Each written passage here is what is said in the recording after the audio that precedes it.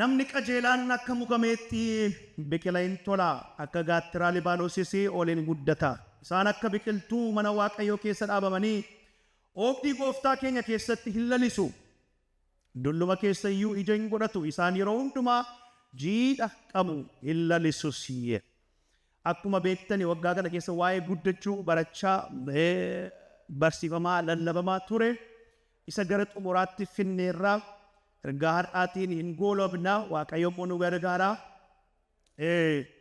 abbaan faarsaaniif iddoo kanatti waa'ee nama qajeelaa dubbata qajeelonni akka dagaagan labsa qajeelonni akka guddatan akka ija godhatan akka bal'atan qajeelonni akka dagaagan dubbata qajeelota inni jedhu garuu qajeelummaa namni hojii isaatiin argatu miti qajeelummaa amantiidhaan argamudha Waaqayyotti amanuudhaan qajeelummaa argamudha self righteousness isanii jennu miti namooti self righteous ta'an jiru namooti hojiidhaan qajeelaa ta'u deddeebii isaatiin qajeelaa ta'u oduu isaaniitiin qajeelaa ta'u warri yaalan jiru namichi kun garuu namni Waaqayyoo kan inni itti qabaa jiru namoota amantiidhaan qajeelota ta'anii namooti kun hin dagaaguudha namooti kun hin guddatuudha maqaan Waaqayyoo kan eebbifame haa ta'u dagaaguu jechuun isaa maal jechuu isaatiif dagaaguma jechuudha daraaruu jechi baay'ee dhiyootti fayyadamu immoo keessumaa biyya keenya keessaa badhaadhuu jechuudha badhaadhina warri kun hin dagaagu hin daraaru hin badhaadhamu isaanii warri qajeelonni warri Waaqayyotti amananii qajeelota ta'anii nuni Yesus Kiristoositti immoo amanuudhaan qajeelota ta'aneerra yaani qajeelaa ta'eera dhaame qajeelummaan arganne yaalii keenyaan hojii keenyaan miti Kiristoos Yesuusumatti amanuudhaan qajeelota ta'ane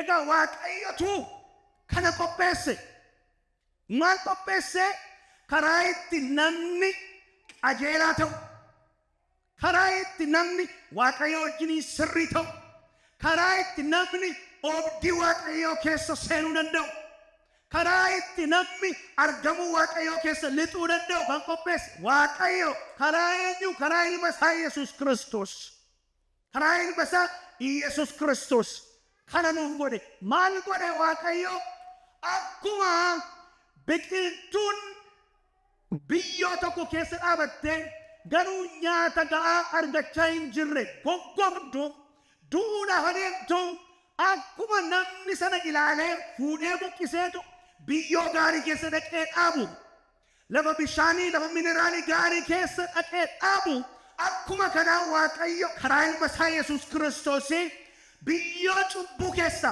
laaxii cubbuu keessa dukkana keessa karaa ilma isaa Yesus Kiristoos nu buqqiseetu dhaqeetummoo ilma isaa keessa hordeetu nu dhaabe ameen ameen warra dhuunfaa deeman kana warra colgaa deeman kana warra baduufa jiran kana Waaqayyo karaa ilma isaa Yesus Kiristoos hin buqqiseetu oobdii isaa keessa dhaqeetu hordee dhaabe jaa ati gaa isa Waaqayyo dhaabeedhaati Hallelujah.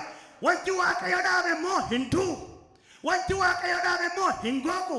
Guddachuudhaaf dagaaguudhaaf gaarantiidha maaliif Waaqayyotu dhaabe gatii ta'eef. Hallelujah. Qolaasaayis 1:3 irratti akkasidha inni jedha Waaqayyoon jedha inni abooduu kanaa jalaa nu baasee gara mootummaa ilma isaa isa jaallatamaatti nu dabarse Hallelujah agartanii akkaataan itti buqqiseetu immoo dhaqeemmoo nu dhaabe abooduu kanaa keessa abooduu kanaa jala Nubase jera. Achi botte magara mothumma ilma saatitti maal nu godheera. Menu dabarsee dhaame. Transparency body. Cubbuu sana keessa laaqii sana keessa oofima isaatii karaa ilma isaa Yesuus Kiristoos. Oh haleluya mootummaa isaatti transfer nu godhe. Ani qajeelaa jedhame. Darsidhaa. Eeyyee.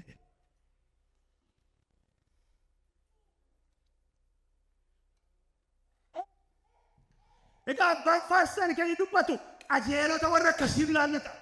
Dubbinni dubbatu qajeelota warra Yesuus Kiristoosin warra Waaqayyoon amanuudhaan amantiidhaan qajeelaa ta'an qajeelummaa argatanitti dubbata.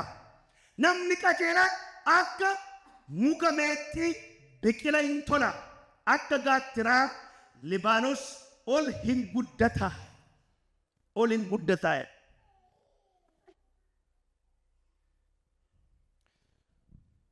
Muka lama wajjiniini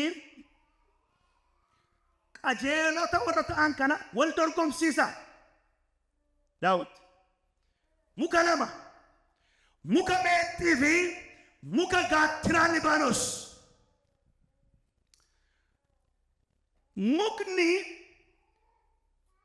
Mukni palm tree yookiin isa muki meexxiin kuni kan inni ittiin beekamu gammoojjii keessatti yookiinis immoo barahaa kan jennu iddoo gogaa keessatti achi keessatti dhaabamee kan guddatudha.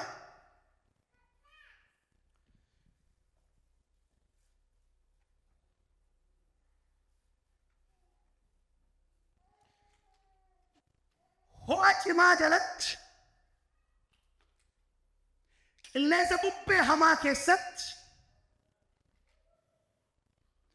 kan dagaagu kan ija godhatu baraa akkuma isin beektanii waa hin jiru jiidhi hin jiru qilleensi isaa immoo hamaadha. Qilleensa danda'ee dhaabbata. Gogiinsuma keessatti immoo jiidhee ta'a. Gogiinsuma keessatti immoo hin lalisa. Hin dagaaga. Ija godhata. Sababiin isaas immoo mukti meexxii kanaa hiddi isaa lafa keessa baay'ee gadi fagaateetu adeema. Hiddi isaa gadi baay'ee gadi fagaatee adeemuu fi bishaan fagoodhaa harkifata. Bishaan naannoo jiru hundumaa fagoodhaa ofitti harkifata. Lafa gogaa keessa jira. Abidda keessa saafaa keessa jira. Garuu immoo jiidhee dagaageetu dhaabbata. So dhoksaan dagaaguu isaatiin, dhoksaan ija godhachuu isaatiin, dhoksaan jiidhee taa'uu isaatiin, dhoksaan lalisuu isaatiin wanta inni itti qabamee jiru, satti qabamee jiru sana keessaa immoo wanta inni harkifatee jiru innis immoo bishaan qabamee jira. Bishaan sana keessaa immoo nyaata harkifataa jira. Kanaaf namni qajeelaan akka muka meexxii deene nuyi warri qajeelota taane immoo ati inni qajeelaa taate immoo Yesuus Kiristoos isa bishaan jireenyaa ta'e kanatti hiddi kee hidhamee gatii jiruu fi yeroo aduun gubusi yeroo rakkinni jirusi ati dhaabattee hin dagaagda. Sababiin isaas jabina keetiin miti, humna keetiin miti. Kan itti qabamtee jirtu, kan itti hidhamtee jirtu bishaan jireenyaa isa ta'e Yesuus Kiristoos isarraan kan ka'e ati hin dagaagda. Har'as hin dagaagda. Boris hin dagaagda. Kun immoo sirraa miti. Kan immoo si godha miti. Itti hidhamtee kan jirtu, itti qabamtee kan jirtu bishaan jireenyaa isa ta'e. Bishaan jireenyaa sanarraa jireenya argattaati. Isatu si keessaan immoo ija godhata. Galanni Yesuus Kiristoos ifa ta'u. Gooftaan akkas jedhe bishaan isaanii kennuufiif jirurraa hin dhugu. Garuu bara baraan hin deematu. Bishaan isaanii kennuufiif jirurraa hin dhugu. Inni dhugu garuu bara baraan hin deematu.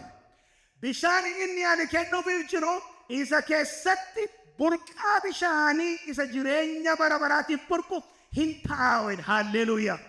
Kanaafi ati yeroo hundumaa hin lalista.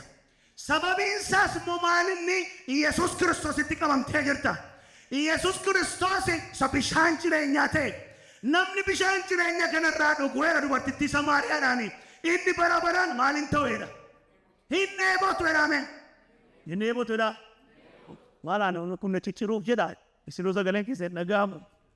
Mee hin dheebotuudha mee? Isarraa kan dhugu jechuudha. Isarraa kan dhugu. Isarraa kan dhugu. Ilaa ati oobdii Waaqayyoo keessa hordamtee dhaabatteetta. Biqiltuun kee horda mana Waaqayyoo keessa dhaabateetu jira. Kanarraan kan kee hin malalisa malee hin coolligu. Maaliif Waaqayyootu dhimma kee of harkaa qaba. Waaqayyootu siif burqaa jireenyaadha. Nyaati kee Waaqayyoo biraati. Kanaaf ati gokkuma hin coollogdu. Mee ameen jedhame? Ija godhannaa jenneetu baay'ee wal barsiisaa turre. Amma garuu qajeelonni ija godhachuurraan kan hafe filannoo qaban. Mee ameen jettu? Qajeelonni kun dagaaguurraan kan hafe filannoo gara biraa hin jiru. Maaliif ejjennoo isaanii mana Waaqayyoo keessadha. Hidhati isaanii eeyyudha bishaan jireenyaa isa ta'e Yesuus Kiristoosi.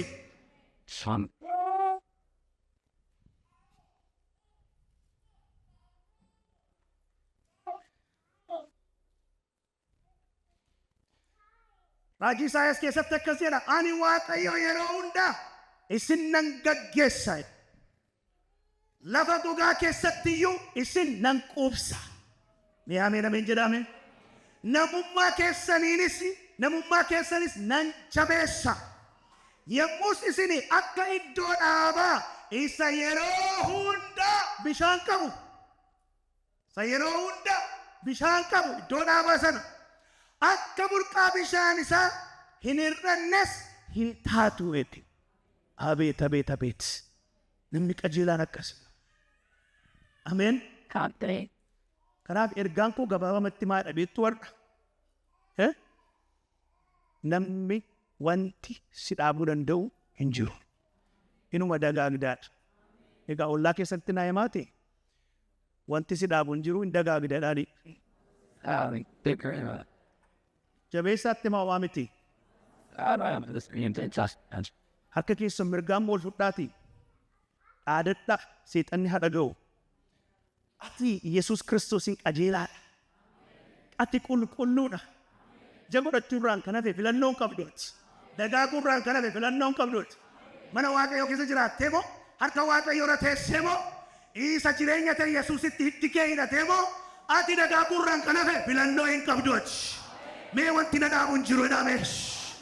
Ani nan dagaagaa jedhame. Warri kanatti amantani galata Yesuusiif isa bishaan jireenyaa ta'e. Haleluuyaa.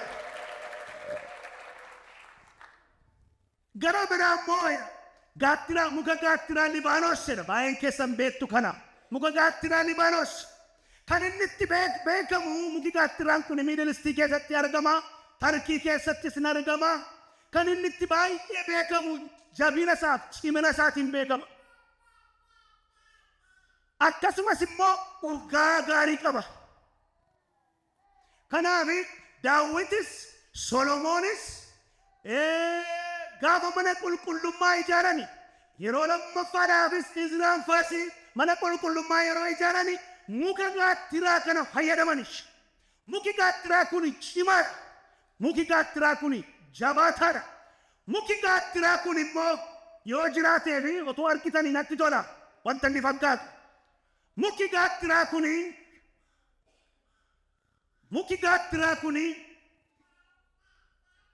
Waaqayyo sana eebbisu. Isuma kan keenyaa fakkaata miti. Muki gaattiraan kun kana fakkaata. Jabaadha, cimaadha, foonii gaarii qaba.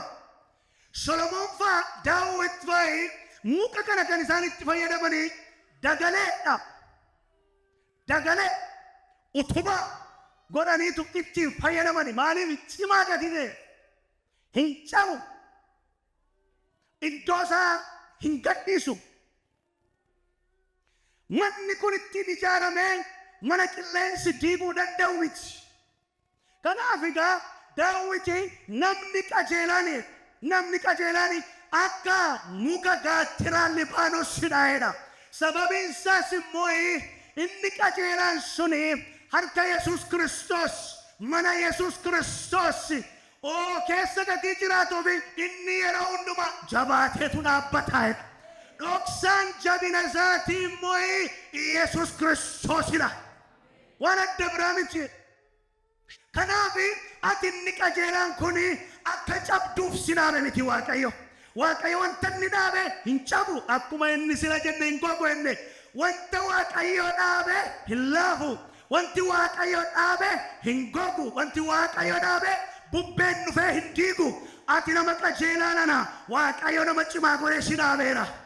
Aayye nama cabdu miti ati. Nama cabdu miti ati. Caccabaan adeema hin jedhin ati. Mataa kee ol qabadhu Yesuus Kiristoosiif cimina keeti. Yesuus Kiristoosiif jabina keeti. Phaawulos akkas jedhe, I can do all things through Christ who strengthens me. Ani waan hundumaa gochuu nan danda'a. Yesuus Kiristoosiin humna sanaaf kennu. Haalleluuyaa. Humna kooti Yesuus warri jettanii Yesuusiif ilillee kennaa. Hallelujah. Baay'ee natti hoo'eera. Baay'ee natti hoo'eera. Maaliif iddoo sanatti gaafa of argu dastaa na uwwisanii baana danda'e. Dasi ileenyaaf. Dhugaa iddoo sanatti gaafa argu maafan dadhabaa ofiin jedhaa. Maafi yeroo hundumaa ijaan godhadhu edeen of asii gad of reebaa oola. Ana ofii koo ija godhachuu hin danda'u. Meeyaatti ofii kee ija godhachuu hin dandeessu edeen harka Waaqayyo mana Waaqayyo bishaan jireenyaa isa ta'e Yesuusitti gad hidhattee jirtuuf duwwaan ija hin godhatta. Hallelujah. Anatti qabamaa jiraadha. Anis isinitti qabameen jiraadha jedhe Yesuus Kiristoos. Warra natti qabamanii jiraatan kanatti ija godhatu jedhe. Dhoksaan ija godhachuu muka waynii isa ta'e Yesuus Kiristoositti qabamuudha. Isatti qabamee kan jiraatu jaallateen jibbeesi baala duwwaa hin ta'u. Gogeen itti hin muramu.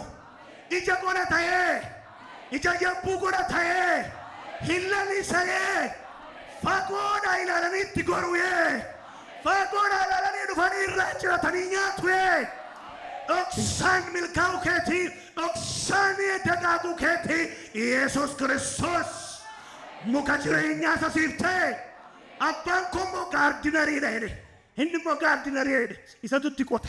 Isattu arama, isattu xaaroo itti kenna, sagalee isaa nyaachisa, hafuura isaa kennaafi akka dagaaguufi akka guddatuufi mee waan isinitti tolu akkuma koo maraadhaati. Hallelujah.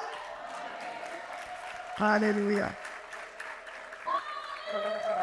Amen. Amen. Gargaaraani kunno. Se Yesus. Hallelujah. Hallelujah. Amen. Amen. Amen. Amen.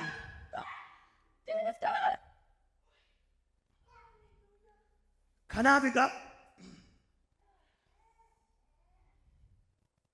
jabinaaf ciminaaf ana kan inni jedhame ati kan ijaaramte harka Waaqayyootu si hojjete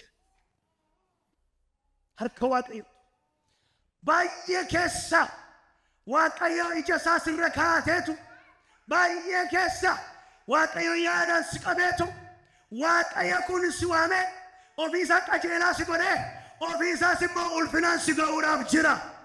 Ati cimteematti fufta. Halleluuyaa.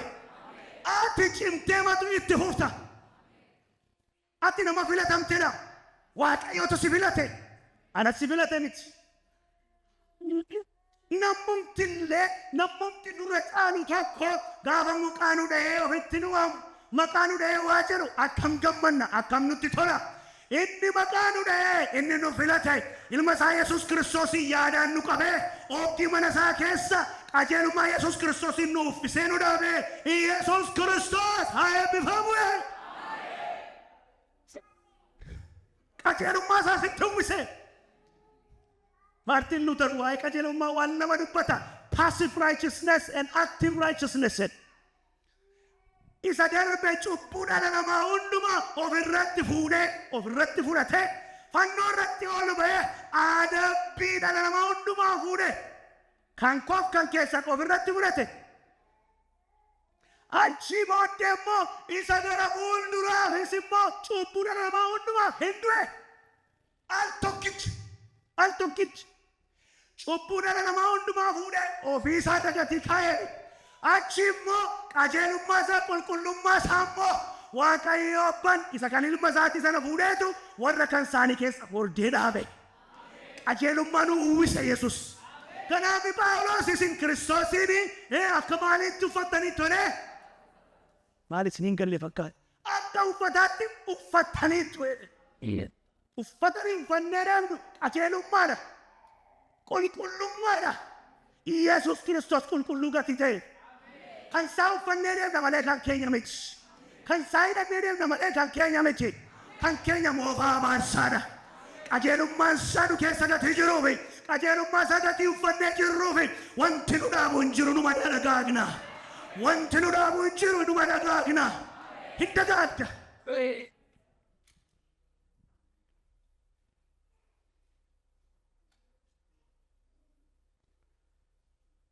Maaliif dagaaguun akka carraa miti. Akka carraa namni hin dagaagu. Akka carraa namni ija hin godhatu. Akka carraa. Namni hin lalisu. Akka carraa hin jiru. Wanti carraan keessumaa mana Waaqayyoo keessa carraan hin jiru. Waaqayyoo pilaan godheeti. Pilaan. Yaada gaarii isiniif qaba. Waaqayyoo pilaanii godheetu. Namni carraadhaan gonkumaa dagaaguu hin danda'u. Dagaaguu hin danda'u.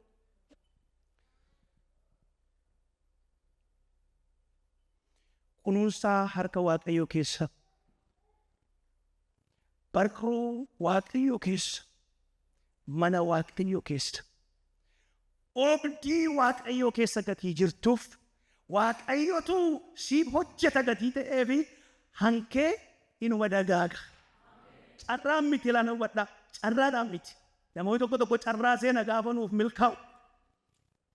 Jireenya arganne kana akkuma carraa nu ga'ee seena miti garuu Waaqayyo Abbaan karaa ilma isaa Yesus Kiristoos hojii inni hojjetedha. Kunuunsaa isaatus immoo amma maal godha beektu nu dagaagsa. Akkuma qotee bulaan biqiltuu isaa kunuunfatu sana.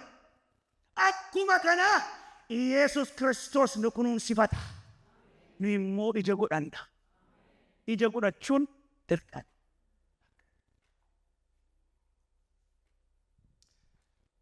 Wanti nu dhaabu hin jiru. Wanti nu daangessu hin jiru. Wanti nu dhaabu hin jiru. Wanti nu daangessu hin jiru. Wanti nu dhaabu hin jiru. Wanti nu daangessu hin jiru. Kun sammuu keessa galuun barbaada.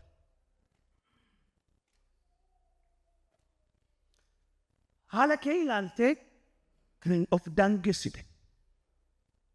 Humna kee ilaaltee kan of daangessite. Hojii kee ilaaltee kan of daangessite.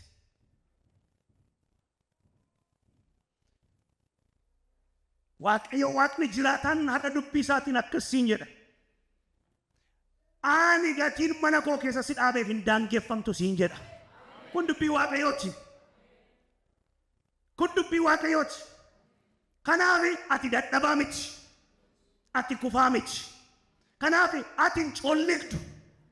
In fact, lafuma gogaa keessatti hin daraartaati. In fact, lafuma hamaa ta'e qilleensa hamaa keessatti ol jettee dhaabbattaati. Lafuma rakkisaa keessatti ati ol deemtaati. Muki gaattiraan kunidha. Asii oledha. Asii oledha. Haala rakkisaa keessatti. Asii oledha. Palmi tiriin sun immoo baay'ee asii osmaa ol dheeraa deema. Kanaaf kun sammuu keessan keessa akka galan barbaada. You are unstoppable. It's not because of you. Sirraan kan kee miti. Hojii keerraan kan kee miti. Yesus irraan kan kee namni si dhaabu hin jiru. Yesus irraan kan kee namni si daangessu hin jiru. Kanaaf ati dhaabamuu hin dandeessu bakka. Anchi koo bakka unstoppable na shedhimme. That's okay. Yoo kolfitanis gaariidha. Amaariffaa nama baay'ee beekas keessaa isaa galatu. Egaa waaqayyo ergiinuun dhufuudheetuga biyyoo cubbuu laaqii cubbuu dukkanicha sana keessa du'a keessa colliguu keessa firdii keessa ergiinuuf nu buqqise ergii fuudheetummoo mana isaa keessa nu dhaabe mana isaa keessa immoo gadi nu baasuu kan danda'u tokkollee hin jiru. Ati na eegsi. Ameen ameen.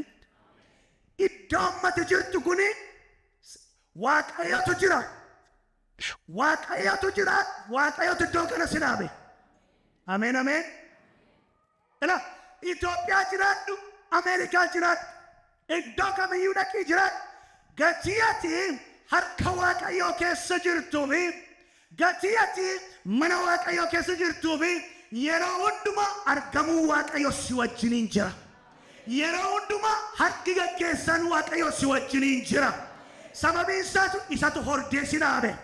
Amma waldaa kana keessa warri jirtan kuni waaqayyoota jala si dhaabe. Askan isin kaa'e waaqayyoon. Waaqayyo achiin fuudhee as kaa'ee asii fuudhee moochitti hin deebisu waaqayyo. Hin deebisu waaqayyo. Lafa waaqayyo jiru hundumaatti waaqayyo nama sana hin dagaagsa. Nama sana hin guddisa waaqayyo. Anaafi waldaa jirtu keessa waaqayyotu hordee si dhaabe. Amma kaati beekuun sirra jiru bakka kana waaqayyotu si dhaabe. Maaliif argamuu waaqayyotu jira. Harka waaqayyotu jira. Waaqayyotu lafa kana si dhaabe. Kana duwwaa miti gaa'ela kee keessa waaqayyotu si dhaabe. Gaa'ela kee keessa waaqayyotu si dhaabe. Maaliif qajeelota kan gaggeessu isa. Qajeelonni immoo argamuu isaa keessa jiraatu. Akkuma abbaan faarsaa jedhu oobdii isaa keessa hin jiraatani. Oobdii waaqayyoon ala hin jiraatani warri qajeelonni warri Yesuus Kiristoosin qajeeltota ta'ani oobdii sarkilii argamuu waaqayyoo keessa jiraatu gati ta'eef. Kanaaf gaa'elli keessi waaqayyoo keessatti ijaarameetu jira. Gaa'elli kee kanaaf hin kufne. Ameen jedha. Gaa'elli kee hin laafu. Gaa'elli kee hin collagu. Gaa'elli kee hin badu. Kanaaf sammuu keessan keessaa akka inni galu kanan barbaadu argamuu waaqayyoo keessa akka jiraatu. Dhaabaan kee maal jedha abbaa faarsaa moo inni dubbisaa akkas jedhamu keessaa bultee dubbatta kan hin jenne yeroo fedhe isaan jedha akka biqiltuu mana waaqayyoo keessa dhaabamanii oobdii gooftaa keenyaa keessatti maal godhu hin lalisu jedhe. Oobdii gooftaa keessa jiraanna malee oobdii isaa ala hin jiru. Jireenya kan biraa hin qabnu. Jireenya kan biraa hin qabnu. Kanaaf kan keenya kan ta'e harka waaqayyootiin gati gaggeeffamuuf inuma guddanna numa lalariifna malee hin coollagnu. Ameen ameen. Waaqayyoo yeroo hundumaa si wajjiniin jira. Do not ever doubt this. Ameen jedha. Kana yoomiyyuu hin shakkin. Gatii kufteef gatii dadhabdeef waaqayyo na dhiise hin jedhin. Waaqayyo na gate hin jedhin. Waaqayyo natti gargar ba'e hin jedhin. Waaqayyotti qabamteetu jirtumo. Waaqayyo na amanatteetu jirtumo. Ilma isaa tokkicha Yesuus Kiristoosin fannoo irratti hamma kana aarsaa eeggii baase aarsaa baase sana bishaanitti naqaa waaqayyo gochuu hin danda'u. Lakkii gonkumaa waaqayyo kuwaatiif dadhabbii keetiif sirraa garagara hin ba'uunni. Inni yeroo hundumaa si wajjin hin jira. Gaafa kana jedhu cubbuun jajjabeessaa jira miti. Cubbuun jajjabeessaa jira miti. Namoonni qajeelota ta'an qajeelonni gooftaaf jiraatu siluu. Isarraan qajeelonni gooftaaf jiraatan jireenya kan biraa hin qabu.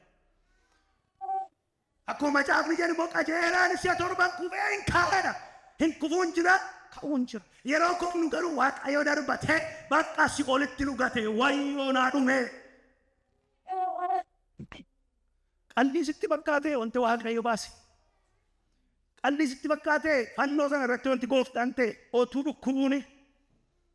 Yaa abbaa jedhee sagalee guddaadhaan kan inni iyye. Qoosaa sitti fakkaatee harka isaa bal'isee inni yeroo hundumaa si wajjiniin jira. Harka isaa bal'isee si wajjiniin jiranni. Yaadattu miti ilma badee sana ilmi koo badee ture, ilmi koo du'ee ture, amma garuu jiraataa ta'eetu gadi ba'eetu itti fiigee haammate. Qalmatu ta'eedha, qalmatu ta'e. Harka Waaqayyoo keessatti gonkumaan coondabdu ati. Mana Waaqayyoo keessatti gonkumaa gadi na deemtu ati. Oobdii Waaqayyoo keessa argamu Waaqayyoo keessa gadi jirtuuf dhimmi kee hundiniyyuu ol adeema malee gadi na deemu. Haalleluuyaa. Mi amantiidhaan ameen jedhame. Mi sagalee keessan ol fudhaati warri kanatti amantan ameen. Yigba used. Yigba. Kanaafidha Phaawulosi warningii kenna. Waldaa Efesoonii fi boqonnaa 6 keessatti mi'a waraanaa isa kan Waaqayyoo fudhadhaa Waaqayyoo biraa comes from the Holy Spirit isa biraa fudhadhaa. Kanaaf waa'ee fayyina keessan akka gonfootti kaawwadhaa. Akka gonfootti kaawwadhaa. Qajeelummaa moo akka madda sibiilaatti uffadhaa. Qabachuutu sirra jira. Qabachuutu sirra jira. Ani qajeelaa ta'eera. Ani fayyeera. Anaan kan na jiraachisu Waaqayyo harka Waaqayyoo keessa jiraadha jechuu danda'u sirra jira. Qajeeloti gaa akka muka gaattira Libaanos kanaa hin jabaatu. Hin cimu. Ol guddachaa adeemu. Ati qajeelaa gatii taateef hin cimta, hin guddatta, hin dagaagda. Oloo adeemta ati. Ameen ameen. Namni si dhaabuu danda'u, haalli si dhaabuu danda'u hin jiru. Waaqayyo garuu Yoosefii wajjiniin waan tureef wanti inni hojjete hundinuu waan hin qixxaataaf ture. Kun baay'ee na dhiba ture. Waaqayyotu gartanii Waaqayyotu jireenya Yoosef harkaa qaba. Waaqayyotu gaggeessa ture. Waaqayyo mana abbaa isaatii lafa abbaa isaatii buqqiseetu Waaqayyo biyya ormaatti dhaqee jedhame. Isa eessatti ol jedhamaa beektu biyya ormaa mana Bariyoon obbolootaan kaadamee gurguramee mana hidhaatti darbatamee waan hin goonen hammeeffamee gatii Waaqayyo garuu isaa wajjiniin jiruufi lalisuunsaa dagaaguunsaa lafuma Ibrootaa duwwaa irratti miti. Waaqayyo gatii isaa wajjiniin jiruuf argamuu Waaqayyo gatii isaa wajjiniin jiruuf harki Waaqayyo yeroo hundumaa isaa wajjiniin gatii jiruufi biyya ormaattis diinota isaa gidduutti inni numa lalisa ture. Ameen ameen ameen. Hin milka.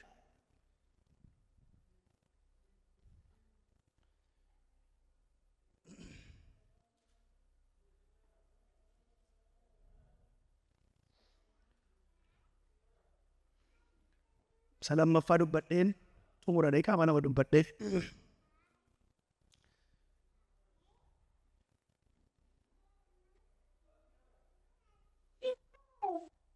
Egaa nuun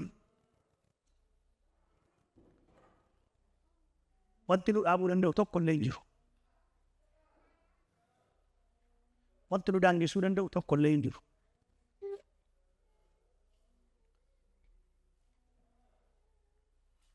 Akkeedu Isaayaas 54 boqonnaa 54 lakkoofsa 17 irratti si balleessuudhaaf mi'a waraanaa yoo qopheeffame iyyuu si miidhuu garuu hin danda'u. Dubbii warra firdii duratti si ammeessaniinis hin busheessita. Kun wanta garboonni koo ana biraa argatanidha. Isaaniif dhugaa baasuudhas jedhee Waaqayyo isa kana dubbateera. Si balleessuudhaaf meeshaan waraanaa yoo qopheeffame iyyuu akkeeru afaan Ingiliffaansa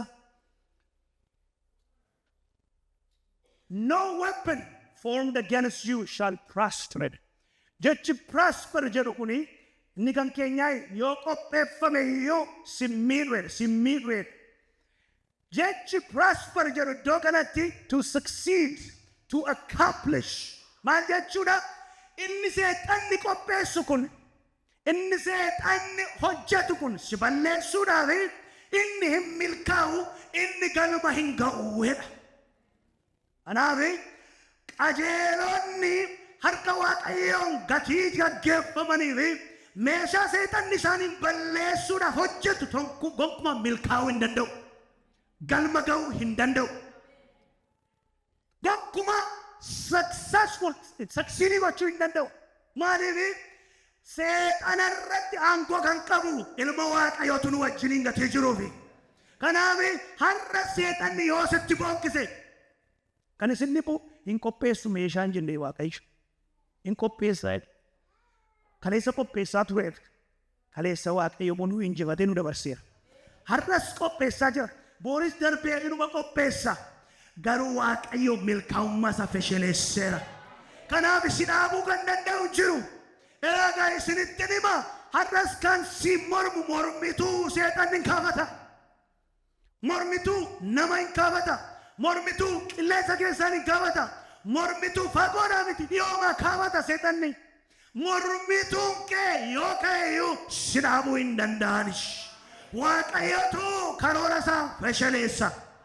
Mee ani dhaabamuu hin danda'u dhaame?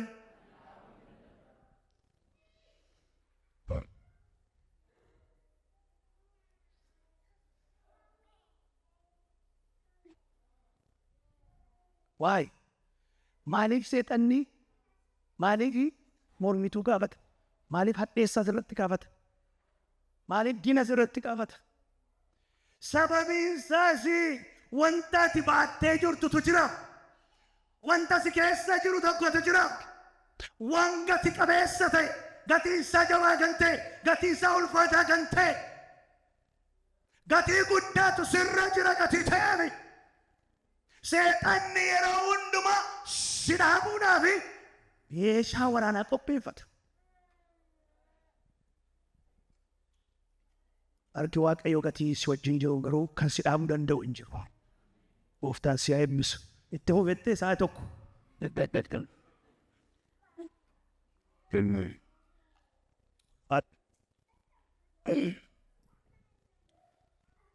Phaawulos immoo akkas jedha. Egaa Waaqayyo erga nu wajjiniin ta'e eenyutu nu mormar? Ergi Waaqayyo si wajjiniin ta'e eenyutu si mormuu danda'a? Mormee kan karaatti si dhaabuu danda'u humni tokkoyyuu hin jiru. Ati dhaabamuu hin dandeessu. Phaawulos mormituu baay'ee qaba ture. Ani isin dhibu. Mormituu baay'ee. Garuu dhaabamuu hin dandeenye. Dhaabamuu hin dandeenye. Filiphisiyoos keessatti ilaattan. Fuudhaniitu mana hidhaa keessa kaa'anii Phaawulosiin hin dhaabnee se'an.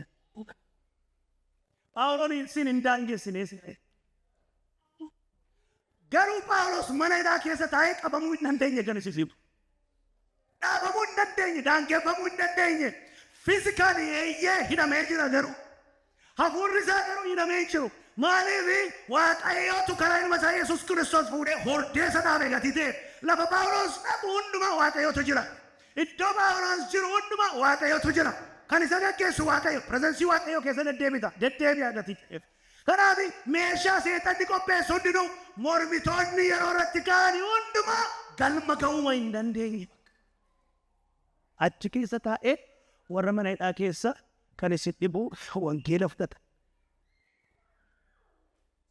Hiqameera. Hankeessa akkuma kanaa ta'a. Ameen ameen. Waanuma fakkaanne keessatti Waaqayyo milkaa'ummaa siif kenna. Waanuma fakkaanne keessatti mee maal dubbata namichi kun maraateerra kan naan jettu yoo jiraatte. Eeyyee sitti hima amantii mana sitti hima. Dhimmi kee harka Waaqayyoo keessa gatii jiruufi Waaqayyo karaa ilma isaa gatii si qabatee si dhaabee jiruufi seexanni mormituun kee si dhaabuu hin danda'anis. Eeyyee Waaqayyo kan si dhibu qorumsa jireenya keetti eeyyameera ta'a. Na dhaggeeffadhu qorumsa keessa kan jirtu Waaqayyo qorumsa keessa na injifannootti deebisuudhaaf jedha. Waaqayyo lafa galma keetiin si ga'uuf jedha. Isa silaarra caalchiftee ija akkati godhattuun malee akkati badduuf miti. Isa silaarra sagaleessaarra ati nama gaarii akka taatuufi ati baay'iftee akka dagaagduuf malee lakki Waaqayyo akkasumaan eeyyama miti qoromsichi suni si dagaagsuufidha. Akkere Martin Luther.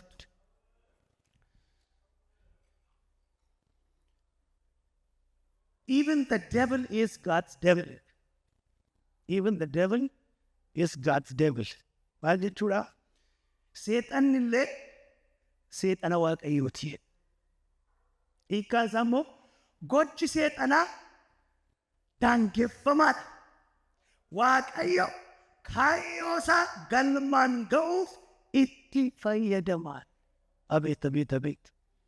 Inni naaf sitti bokkisuudha. Seexana.